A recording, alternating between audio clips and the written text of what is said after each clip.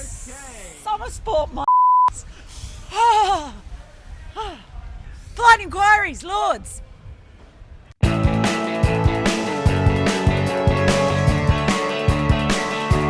Ruckus asks, roof on cricket stadium. No, absolutely nonsense. Look at this place. Do you really want to put a roof on this? Wouldn't it be really great right now? Well, but, apart from anything else, if you did want to put a roof on this, can you imagine getting it past those people in the buildings around us? All these multi-millionaires who've moved in the last 5 years thinking, oh, this is a lovely place to move in, this is lovely real estate. What goes on over there? Can you imagine them wanting to put a roof on the cricket stadium that they're overlooking from their great big palaces there? Nah, not going to happen. Richard asks, is it beyond the realms of cricket administrators on days like this with a fairly likely afternoon washout to organise a start time an hour or so early? Now forget about your roofs. This is something that could happen.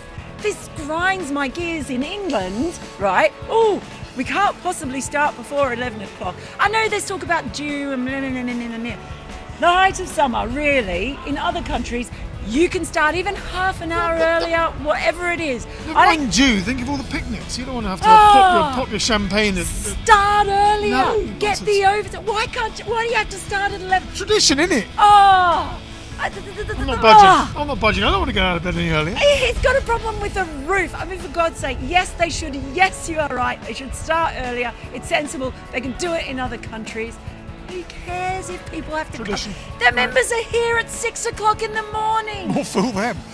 Avajato asks, does Steve Smith's leave or the slope have a more hyperbolic presence at Lord's?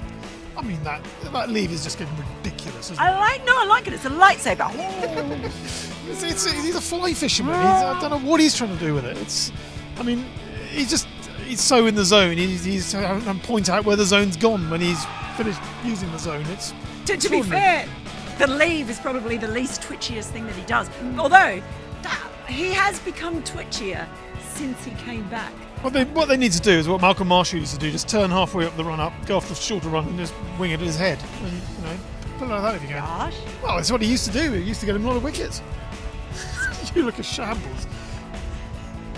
I know.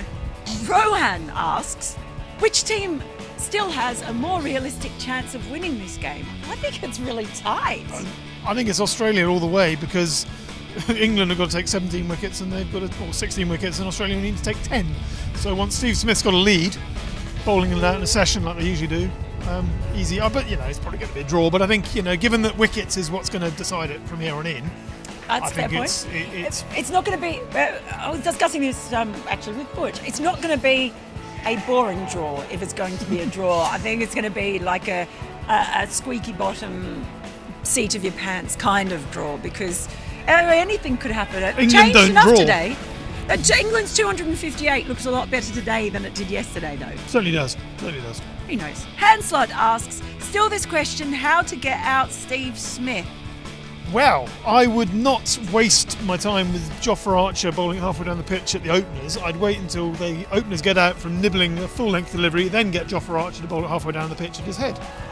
Instead of which, end up with Archer had 11 overs under his belt already, when finally he was asked to bowl 93.5 to ramp it up for Steve Smith coming in, and I think he got 2 more overs out of him. It's misallocation of resources. I think it's also one of those things it can be overthought or made too much of. You don't want to make him out to be some kind of lightsaber wielding Jedi from Tatooine who can never be defeated. It's like, he's still a cricketer. Every now and again, it's probably going to be a good ball that gets him out.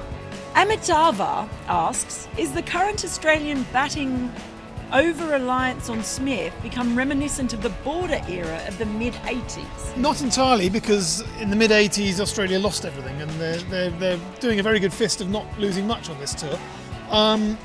But yeah, he is head and shoulders above all of his colleagues. He's also head and shoulders above all of his opponents, which is a slight difference. Border, for all his magnificence, was never head and shoulders above Viv Richards, for instance. So, he's a very, very short man, Alan Border. I've stood next to him. He's shorter than me. So, Franzi asks, what is the point of polite inquiries?